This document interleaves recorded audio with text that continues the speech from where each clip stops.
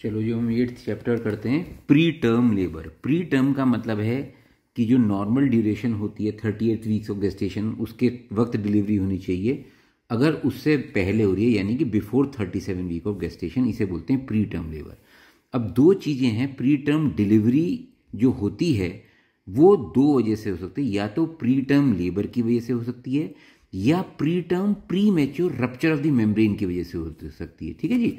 जो global prevalence है इसकी बढ़ती जा रही है, अब पिछले 1-2 साल से कुछ कम होनी चाहिए। इसका रीज़न जो है कि ह्यूमन प्रेगनेंसी में पीटीएल ज़्यादा क्यों होता है, पीटीएल का मतलब है प्री टर्म लेबर।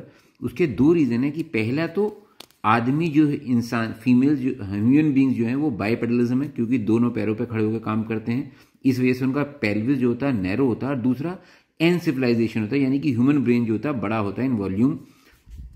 ठीक है, इसकी वजह से क्या होता है, ऑब्स्ट्रक्टेड लेबर और डेथ ऑफ मदर और बेबी दोनों के चांसेस ज़्यादा रहते हैं। अच्छा जी, अब आप देखो ओवरऑल जो परसेंटेज ऑफ ऑल बर्थ है, आप देख रहे हो ये बढ़ता जा रहा है। अब थोड़ा सा कम हुआ है पिछले 1-2 साल से।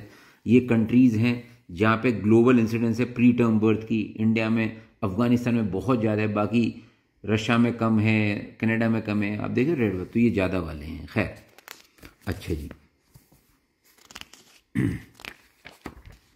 अच्छा जी, अब इसके क्या क्या रिस्क फैक्टर्स हैं, वही सब कॉमन जो होते हैं। जितनी ज़्यादा मैटरनल एज होगी या जितनी कम मैटरनल एज होगी, टीनेजर्स में अगर है, सोशियो इकोनॉमिक फैक्टर्स कैसे हैं, मैरिटल स्टेटस कैसा है, एनवायरमेंटल कैसे हैं, cigarette smoking, illegal substance use तो नहीं है, अल्कोहल, पुअर न्यूट्रिशन, ये सब लिंक करे गए हैं सब थोड़े बहुत। ठीक है जी। अच्छा जी, दूसरी अब बात करते हैं endocrinology and biochemistry of labour पे।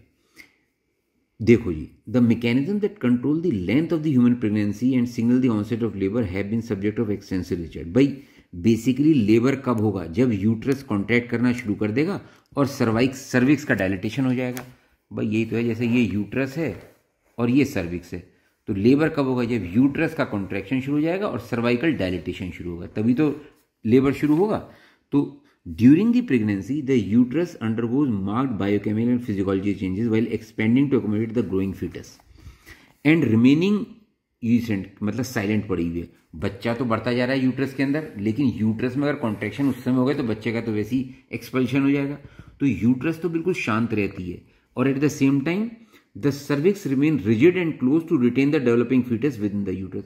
अगर सर्विक्स खुल जाता तो भी बच्चा गिर जाता, तो सर्विक्स क्लोज रहता है बिल्कुल। जैसे जैसे प्रेगनेंसी का टाइम आता है, डिलीवरी का टाइम आता है, यूट्रस के कॉन्ट्रैक्शन